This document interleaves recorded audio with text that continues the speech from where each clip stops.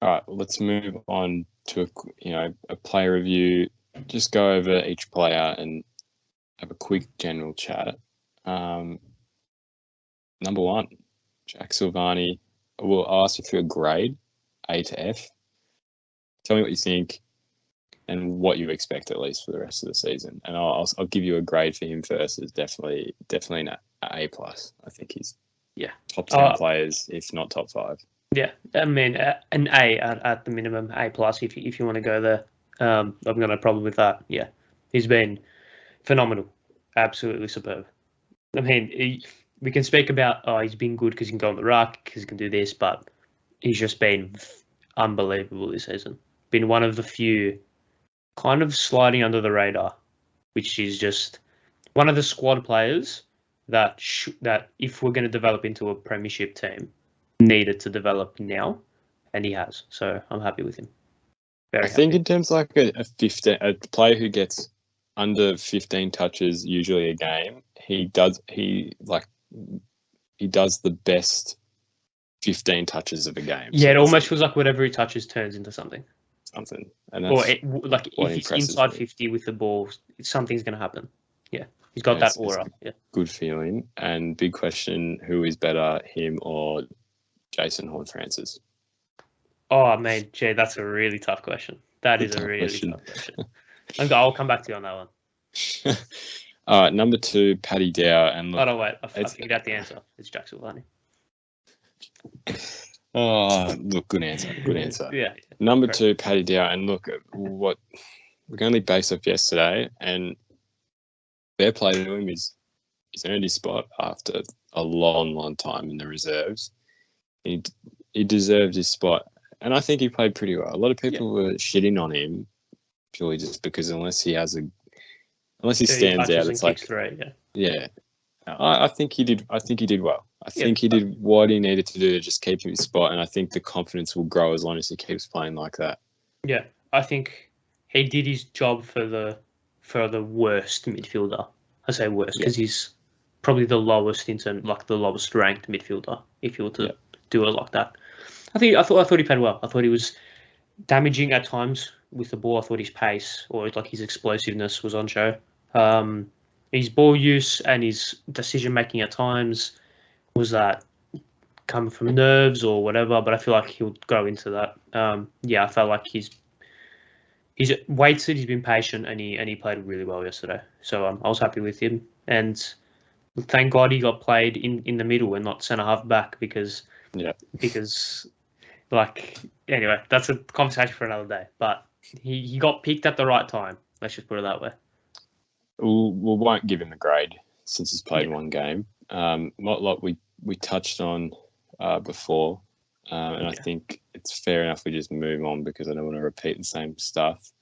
Number 4, Lockie O'Brien. I'll let you go first because I have completely different opinions. I think I know that, but I've been happy with O'Brien's start or first half of the season. I feel we all know his ball use is at times his ball use is the best in the team. Could he be a little bit harder? Yes. Could he add a few more tackles? Yes. Could he be a little bit more defensively minded? Yes. But he'll come under the Voss game plan. It will all develop. In terms of a grade, I think a B plus B plus is probably sufficient. Okay, yeah. Look, I agree with the grade, and I'm loving what he's doing with the ball, and I have no issue what he's doing on the ball. He actually does really good things, and I'll give it to him. He's really improved. But off the ball, and everyone I've taken in football, I said, watch him when he does not have the ball. He doesn't run very hard. He'll let his opponent get off him way too often, and it's just the little things off the ball that have driven me quite nuts with him. But that's the thing. I agree with as long as he can grow under Voss's plan, and build in that that physicality, I think I'll grow to like him quite a lot.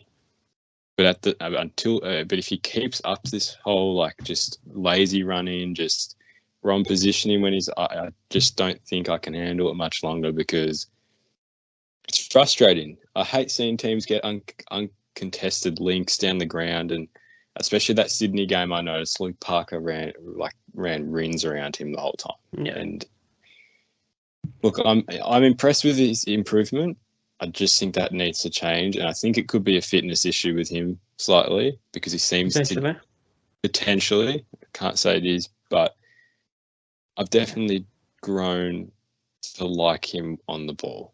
It's just off the ball. I find it frustrating that it hasn't improved over 10 weeks since round 1. So, look, I'll give him a similar grade, and I think he could definitely jump up to an A, given that he improves that off ball skills really. Yeah. And number 5, Adam Chera. I've loved him. And unbelievable. Yeah. It's hard to give him like a grade because he's just he's a solid A. He's done what we expected, and he does it consistently. He's not like extremely built either, and he's really silky. Silky. That's a good word. That's a good word for him. Oh yeah, I mean, I think yesterday he was phenomenal. I feel like in the first half when we were maybe first quarter when we were struggling, especially early on, I feel like he was constantly getting the clearance, constantly getting the ball inside 50. Yeah, he was very good to watch. He's been the perfect addition to the midfield. Perfect. He's the best player, I think, to take over the number 5. Yeah. And I think it actually replaces the fact that SPS had it for a bit. I look at this and think, okay, that honours the C Judd number. I don't really know who had number 5 before, because it was before we were alive. But I think of 5 and I think of Judd. And I like seeing Chair run around that number. Actually happy. It's good. It's good representation. Number 6, Zach Williams. Interesting with him because I think he's been great this year. Yeah. Frustrating that he got injured because I think he was really just hitting his peak in a sense. Yeah, I feel like he was playing a really selfless role. I feel like he was playing across half back, but he was just doing the simple stuff. He hit the Hollywood passes when he needed to because he's got that ability. Play a selfless defensive role on players at times. Yeah, just heartbreaking to see him go down. It's just another knife in the back. It's shattering. It was shattering. And it's hurt us more as well because I've noticed this with Saad in the rounds we were talking about. He's used to going one direction when he runs off half back because you've got Williams to cover you on the other side, and he's struggled because he's just not known which way to go, which way to take. So he's very instrumental. Look, I said to Kira in the last, and I think if you have him back before finals, you probably wait. Is my guess. To what, next season? Not next season. I think finals. Okay. I don't know when he'll come back, and I'll quickly check. Well, they said 10 to 12 10 weeks. to 12, and that was on the 16th of May. I don't know what was. Well, let's just go to what he did it in round. That was round 10. So he should come back theoretically. I'd assume he'll be fit to play in the finals week by. Given we make finals, that's what I'm guessing. Yes. Yeah. So I think you have to put him straight back in. And Kira said that, even if there's player the group's connected, you still got to put him in. Yeah, he's too good. I agree. So, we're just gonna hope for the best with him because, they've also sort of the club plays us at times and says, 10 to 12 weeks, another 4 weeks, and he's back in another. Yeah. So, or he could do. Who came back, or he could do a Walsh and be like, he's out for 10 weeks, but he comes back after 5. Could happen as well? Possibly. Who knows? Let's hope for the best. Number 7, Matt Kennedy, A+, written all over it. Yeah. And I love the man, and I've loved him since 2019, and I'm glad he's absolutely stuck it up David Teague, in my opinion. Very glad. Yeah, he's been. I mean, that we can kind of just put a blanket over the whole midfield and give him an A+, or at least an A. Pretty much. Because, they've been all phenomenal. Kennedy, for a player that's not the star, he seems to take a lot of the headlines every week because he's just that good. Doesn't necessarily have 35, but he'll have his 26, 28 touches, but he'll be very damaging with them. He'll be influential with them, and extremely happy with how he's progressed. He's Michael Voss, like, of course he was going to progress, right? Yeah. Number 8, Lockie Fogarty. He's a weird one. I forget he exists until he gets named. Yep, I forgot he existed until you just told me about him.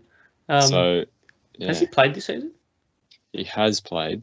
And I'll quickly have a look how many games he's played. He might have played against the Dogs, I think. Yeah, he did. Where is it? Because I know he played Bulldogs and he played Gold Coast. Those are the 2 games he played. Yeah. And then we swung the axe heavily after the Gold Coast game. Yeah, you're right. Yeah, I mean, can we judge him? I mean, he came in for Jack Martin because Martin went out with health and safety protocol. I'm pretty sure that's what happened. So, can you like give him a grade? I feel like he played okay in those 2 games. I feel like you deserving to be dropped is harsh to say, but I feel like the dropping was warranted in a sense. So I think we just got to wait and see what develops with him. Yeah, I agree. It's interesting because he had quite a good 2021. Yeah, and he just sort of like unluckily just sort of dropped out of that best 22. Yeah, and it could have hurt his confidence a little bit, and I feel like it might have because he didn't really play fantastically when he came back into those teams, and maybe it's just because the game style doesn't suit him as well as Teagues did. But interesting, at least he's a player can come in and he should make at least a pretty good impact. Yeah, Number 9, captain P. Cripps, 3 votes. 3 votes all around.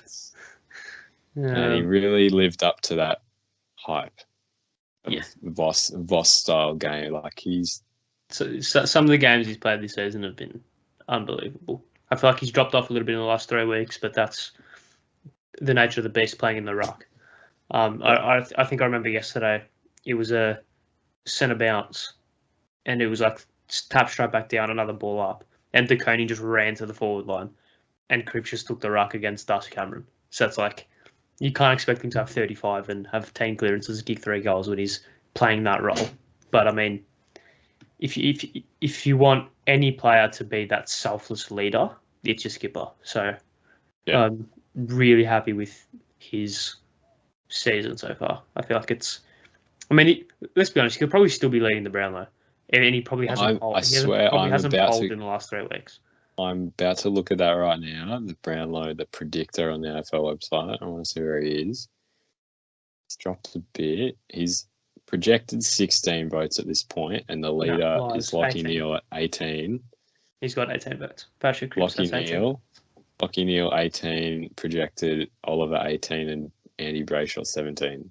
So, look, there's $5. A bit of value that predictor's a lie. He's got 18 votes. He's polled 3 games in every full game he's played.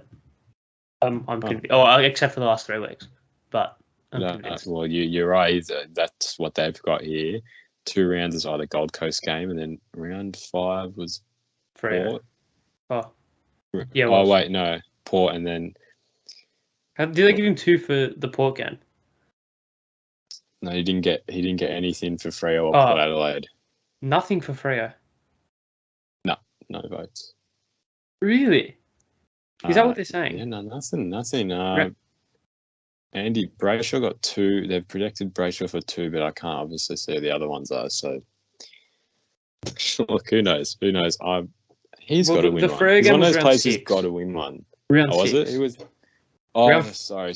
Maybe I was looking at the wrong one. Round 6. Round 5 was Port.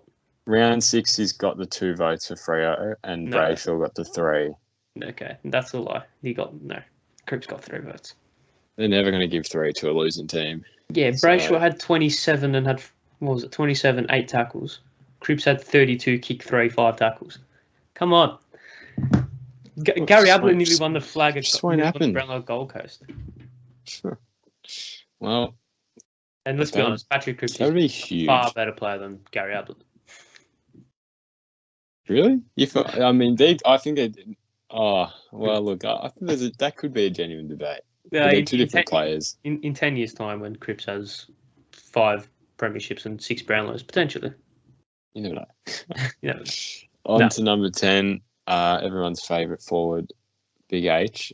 He continued his form from last week. So last year, sorry. And yeah, look, there's not really much to talk about on him. And what can we do? An injury's an injury. He'll come back and he'll do the same thing. Yeah. I've got no doubts about that. I think seriously, there's not much to just move on because there's not much to talk about with him.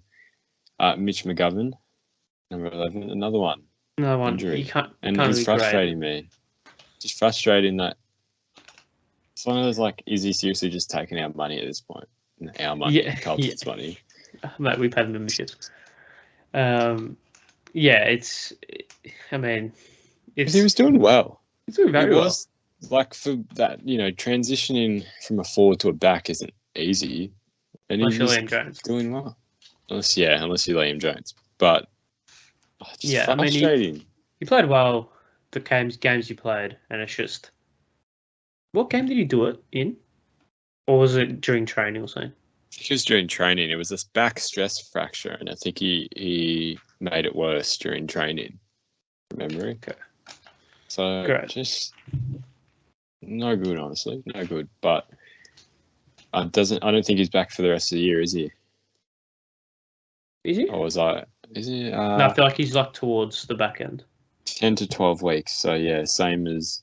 he's actually before William. So he should be back like 21, 22, I'd assume, around 21, 22. Around about. Yeah, well, again, I guess we'll see because I don't really trust those weeks anymore. It's an indication rather than a actual set date. Number 12, TDK, Tom de Koning. I think a fair grade is yet again like a B plus ish because he started average, but he picked it up. Yeah, he started a little bit concerningly, but he's picked it up. Had a couple of good games. I thought the Giants he played really well, and against the Swans as well, he played well. Good. He's developing his tap work as well. He can go forward, kick a couple of goals, which is good as well, considering that we've got one key forward fit. Tom's developing nicely. Really happy with how he's progressed. Liam Stocker, number 13. Everyone loves Stock. Everyone loves Stock. When did he come in? I always forget when he's played and when he hasn't. I think maybe a couple round against the Swans. No, he was in that game. He was playing the North game and he got a week. That rubbish call.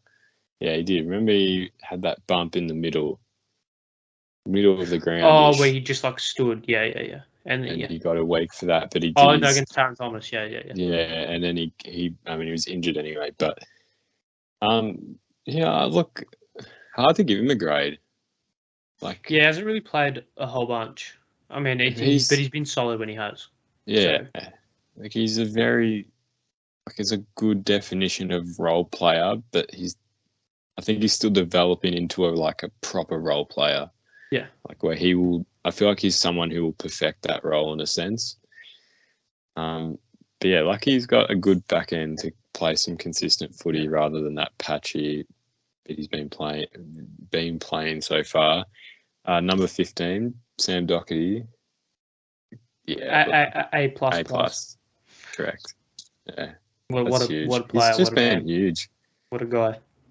And I go back, mate. That round one goal, that broke. Don't think I've experienced anything like that. Yeah, that was probably the best moment of the season. I feel like it's. Made it worse. AFL in everything. Richmond fans booing him as he's about to kick it. I was like, how much lower can you get as a fan base? Yeah. Whistling I can understand, but to boo him as he yeah.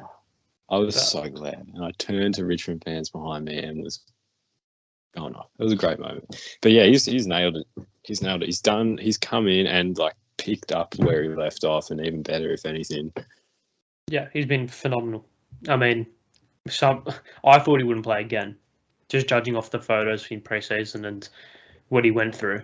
The fact that he's played AFL football is a massive accomplishment, and the fact that he's probably in all Australian form coming towards the bye is even better. So massive kudos to him. Unbelievable season. And to back up what we've said, disposals in the elite category. Well, I'll tell you the ones his elite category: disposals, kicks, and not AFL fantasy doesn't count. Disposals, kicks, handballs, elite category. Marks, tackles, meters gained above average. Like, that's huge. Yeah, you don't expect that from someone who's just come back, like from probably the hardest period physically in your life you could imagine. Like, yeah, it's massive, and it's a testament to him and what he's been doing off the field to improve himself and just keep going. Number 16, Jack Carroll, played. Well, in the North game. Yeah, it was his first game. So he's played 3 or 4 now. Came on Medi sub yesterday. Look, I've liked what I've seen. You can tell he still needs a lot of development at the AFL level. Yeah. But he's got what it takes. I think you can tell he's nervous. Like you can tell, and we said before off recording that it was he sort of shit himself in the big moment yesterday, which look, I was okay when it happened because it was like, look, it was a young player and they're going to do that and you have to accept that.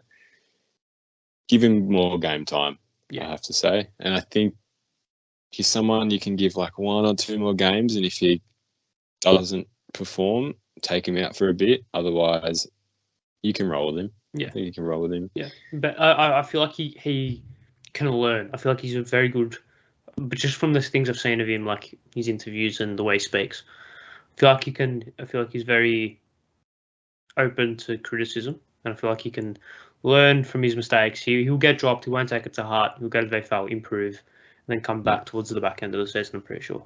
I think that should happen anyway. So, yeah. If you want to give him a grade, probably, I think a B. He's been a B, maybe B minus, because he's been pretty good. He's had some flashes of brilliance. I feel like just because he's pretty tall. I think he's like 6'1" too. So he can go forward and be an option, especially with no Harry. If we're slightly short, he can roll forward a little bit and be at least a marking target. So I'm pretty happy with his development, especially from someone who I didn't think would play a game this season. He's come in and played really well. Number 17, Brody Kemp. Yet another one that we haven't seen enough of to give a proper grade, I feel.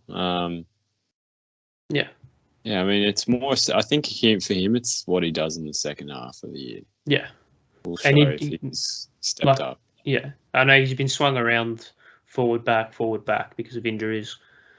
I feel like defence is his calling in a sense. So I feel like that's where he's going to play because we've got Lewis Young and that's it. So yeah, I feel like he should. It's going to take a lot of responsibility now with no Wiedering. So hopefully he can step up to the plate because we need him. Definitely, 100%. Sam Walsh, A+, moving on. Number 19, Corey Durden. A+, moving on. Look, he's been fantastic, and Terry's main man. Look, he's done exactly what we hoped he would, and he's,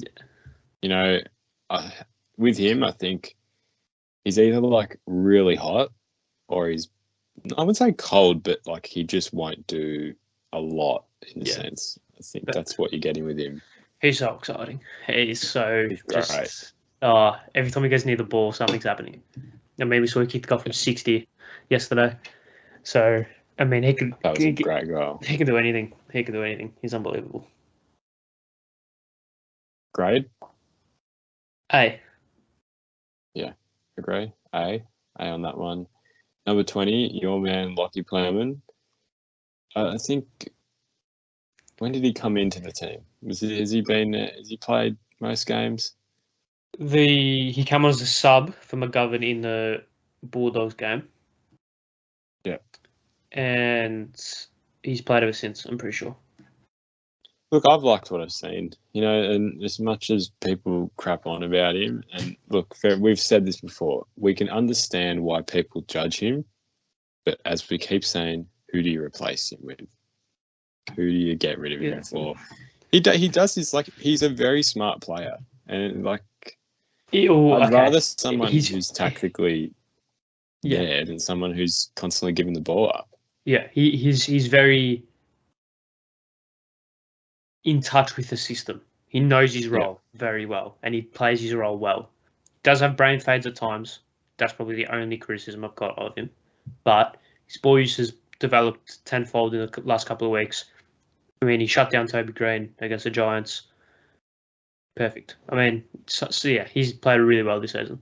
He's had a couple of off games where he's let players off the leash at times, but yeah, happy with his overall season. Look, it's hard to grade him because like he's like somewhere between like an A and a B. I would say B. I would say like he's in a position where it's like really hard to give someone in that position like an A plus, like and probably the games he's played it's a bit harder as well. But he, even if he plays out of his skin, you're not going to give him an A plus because he'll play on a Toby Green one day and Green will kick 4 because it's Toby Green. Like he'll play on Charlie Cameron and Charlie Cameron will kick 5 because it's Charlie Cameron, not because Plowman's bad. It's just because these players that he plays on are so good. So it's hard. He is a victim of his own position, but I feel like he's played well this season. Number 21, Jack Martin. He's played 7 matches. He's very hot and cold. He's the definition of hot and cold in this team, Jack Martin. Yeah. I feel like when he's on, very few are better. But when he's off, very few are worse. So he's one of those players. Had some big moments. The goal against Richmond is one of them. Came on against Port Adelaide for 5 minutes and had no... Here's a stat for you. He had no possessions, but he had 1 clanger in the 5 minutes that he played. He dropped the mark. Oh, I was going to say, how do you even manage that? But there you go. Good on him for creating some history. Look, he's a B minus. I'll say B, C plus, maybe B minus, around there. Yeah. He's consistent footy is like what's haunting him at the moment, and if he does it, then great. But if not, it's just gonna annoy a lot of people. We'll move past Marchbank, but let's hope. I'm just worried he'll get injured again. That's my worry. Don't say that, please. It's the worry, but I'm sure he'll come back in within the next 4 or 5 weeks, possibly. He'll come in within a month, and fingers crossed he stays fit. Fingers crossed he can produce what he did in 2017, 2018. Yeah. Our vice captain, Jacob Weeder, number 23. And look, worst time to talk about him, straight A plus. He gets better every year, and it's odd to think, I don't remember him when he was young anymore. Like, this is all I remember him as. Yeah. It's this peak, fullback that just does not let you in at all.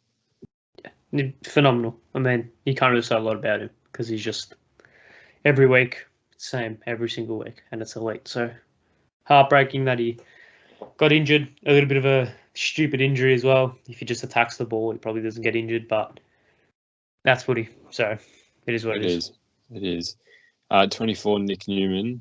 He has played all 11 matches, which I didn't think that. Another one that just slides under the radar. Yeah, I forget he's in the team each week. It's really odd. But, his stats say that he's there's nothing below average, and I seriously forget that he exists. Because he's just so quiet. He's not like an Adam Sard, but he's not like he's not like a Lewis Young. He takes a tall defender. He just kind of does his role. I feel like he takes the mid that goes forward. I feel like he takes that midfield rotation, who just plays forward just because there's no room for him in the midfield. But yeah, happy with Newman. And he can play tall. He's got the ability to play a little bit above his height as well. Look, I guess on that basis is a B plus, probably. B plus, yeah. Zach Fisher, 25. A. Yet again, another one. A? Yeah. I've loved this season. So That's he's just definitely so electrifying fucked when he up. gets the ball. It's unbelievable. And yeah, look, his stats again. He is in the elite bracket for disposals, kicks, and handballs, and he's above average for marks, and then just average for tackles and goals. So yeah, he stepped up his game, and that was one thing that the coaching, like changing that coaching staff, like that's one thing I hope that happened is just like confidence. Those boys needed confidence, and he's one of them that definitely benefited off whatever happened during that off season. A+. Yes. A+. Number 20, Luke Parks. Not enough. I think we just move on past him. Pito again, 27. Like, look, he's definitely improved because I shit on him. I shat on him a lot last year and even at the start of the year because he wins hitouts, but he doesn't hit them to advantage. And it was like cool, you hit it, you win them, but you don't actually win them. Yeah. But he did improve that. He has improved that. I'm pretty sure I don't remember exactly, but his stats were improving. I don't know when he'll come back either. I'll quickly have a look at that. Mark Pitane. PCL, so it's quite a bit. PCL. 2 to 3 months. So what's that? 8 to 12 weeks. So a lot are meant to come back around that round 18 to 20 period is what. Would that be 10 to 12 from the time of injury?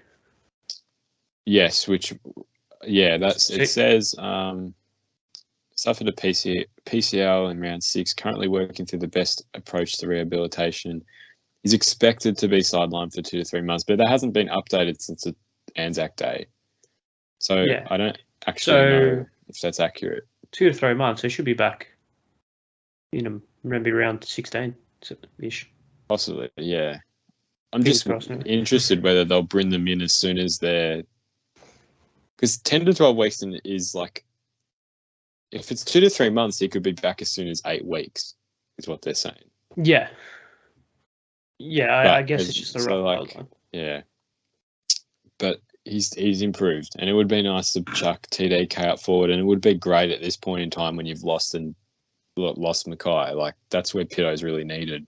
Yeah. So he can throw TDK up. But, yeah, he'll come back, and I'm happy with the way he's improving. If you have to give a grade, I'd say an A. Yeah. I think he's done his job pretty well, and I think he's improved. He's definitely improved. Cunningham hasn't played. He'll come back, though. Number 29, George Hewitt. A+. A+. Love him. Just reliable.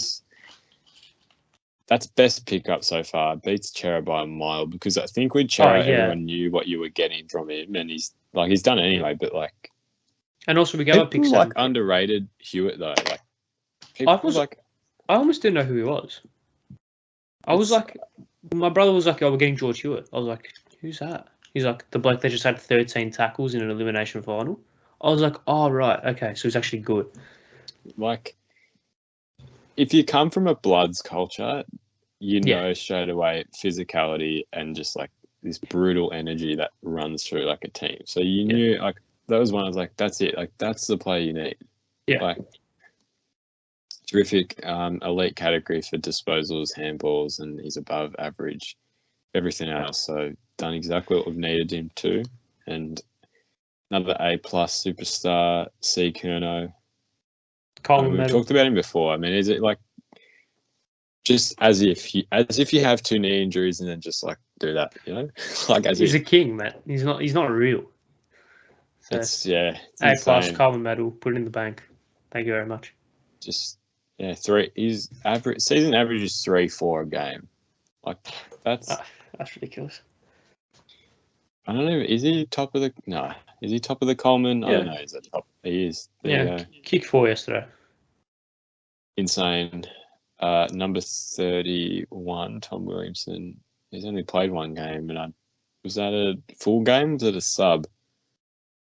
It might have been Gold Coast, maybe. Yeah, let me check. Or was it maybe no. Actually, I don't think he's played because I'm looking. He was Richmond, but he was a sub, so he didn't actually go on. Yes, okay. So move on from him. 32, Jack Nunes. He has played 6 matches. Look, I don't think he's been ultra impressive in any game he's played. Yeah, but he's just I'm, but I feel like he's he's just just a backup. He's a just a solid role. backup. Yeah, just a role player. He's come in when we needed him to. Yeah, I've been based off his role, happy. He's done his role. Yeah, look, like I give him a C, but like not a bad C. I'll just say like C plus. Yeah, like he's just. Yeah, he's there. He does his role. Yeah. I think you can't expect too much of him, and I think people get worked up thinking he's better than like what he really is, and like you just got to expect he's going to give you good effort, but it's not going to be like great quality. You know what I mean? So yeah, look, he'll always be there, sort of thing, and he's not a starting 22 guy, but he'll come in and he'll do what he needs to do. Number 33, Lewis Young.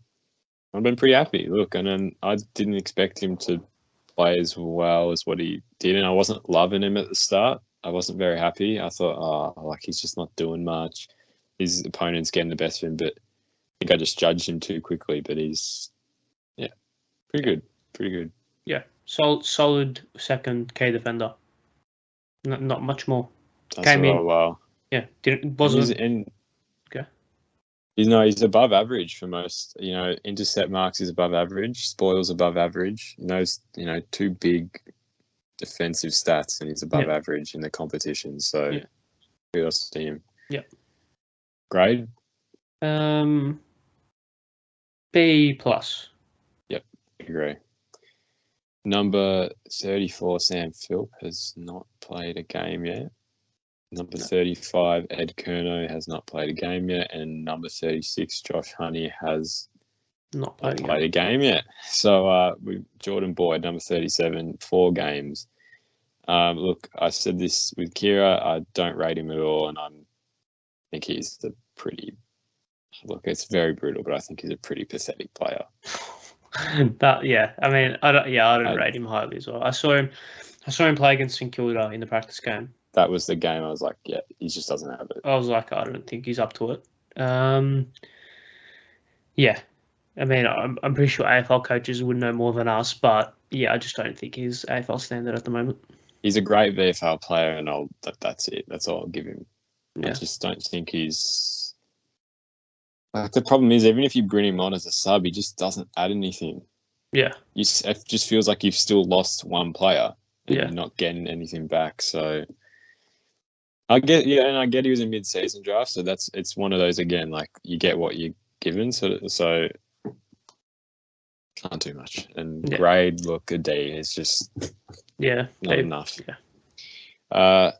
OMAC 39, yet again, same injury. He literally did the exact same injury. Something to do with his back. Yeah, I think it's just frustrating. I mean. Yeah, I mean he's doing the job. Yeah, he only played one game, didn't he? It says 2. Definitely played Richmond and Dogs, but there's not much for Dogs, so he might. He got subbed off for Plowman, not McGovern. Yes. Okay. He got subbed off. Yeah, really, Richmond's the only one. So I think he played well against Richmond.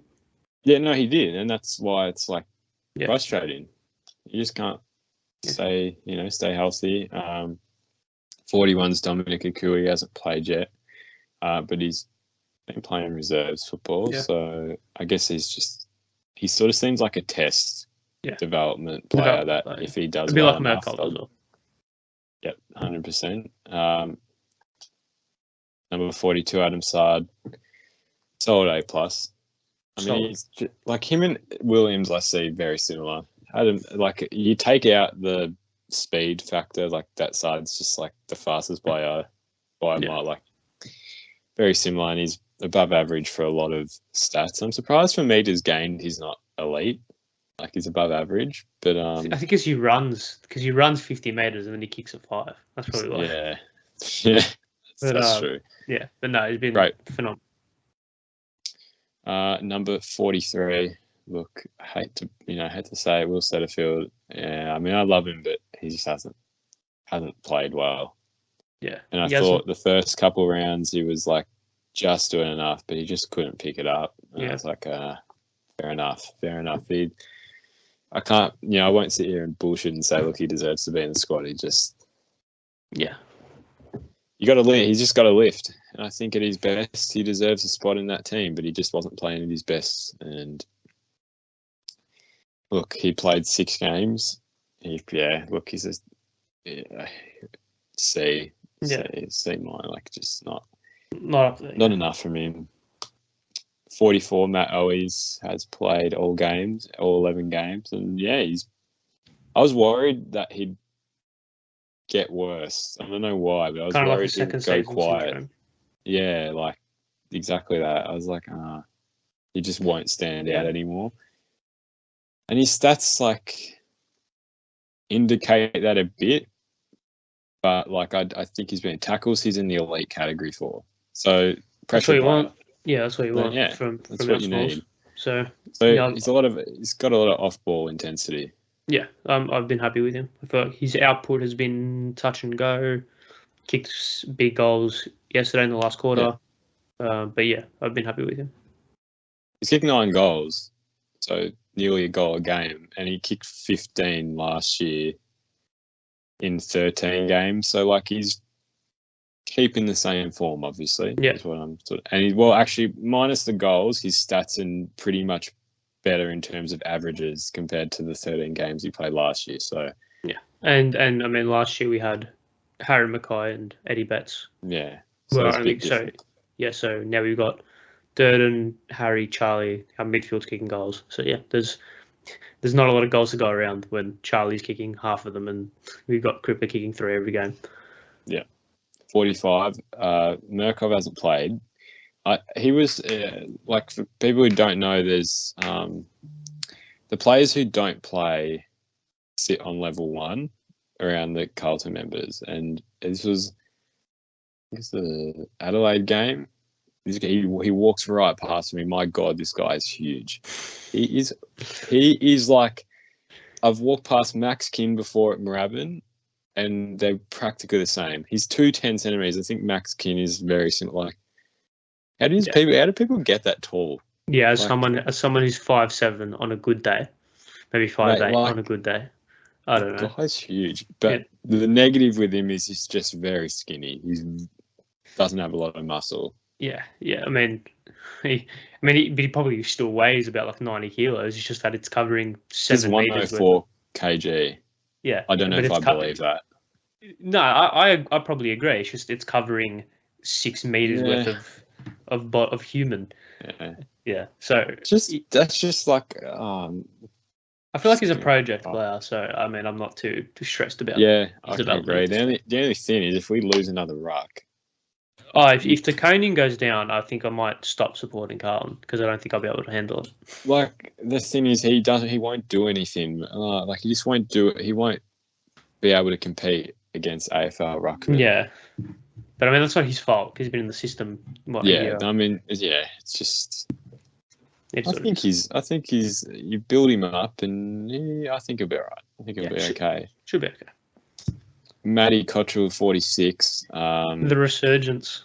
7 matches played, so he's come on as med sub a couple of times, yeah. But the resurgence, I think he's been pretty good this season, especially considering last year when people calling for him to get delisted. He's been a solid contributor.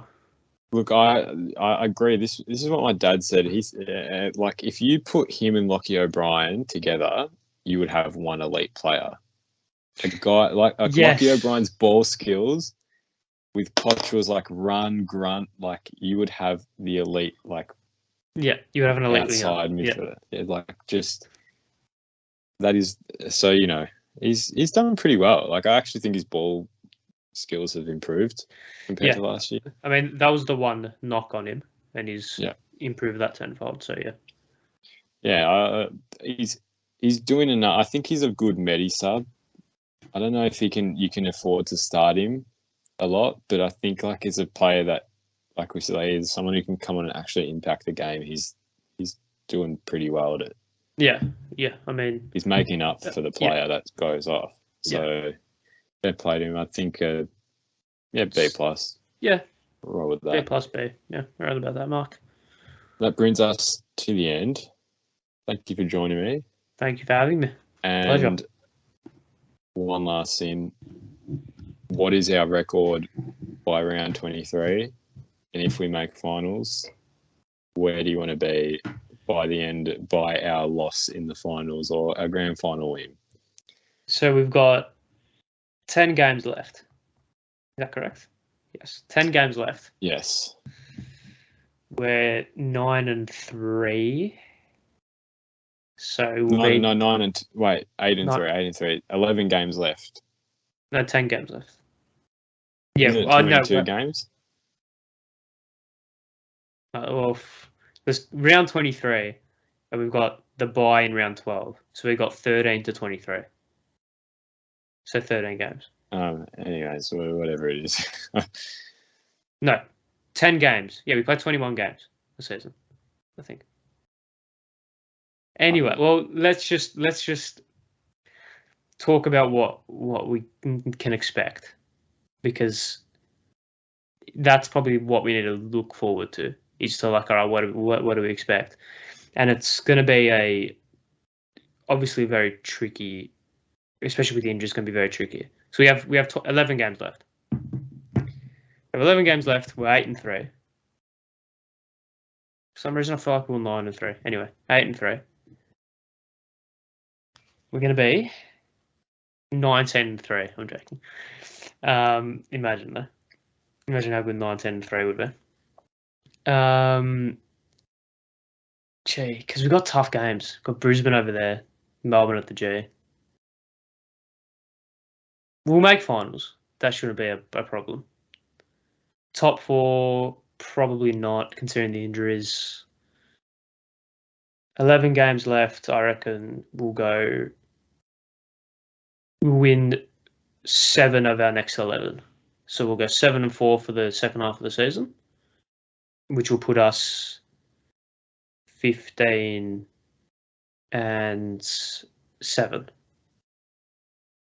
14-7.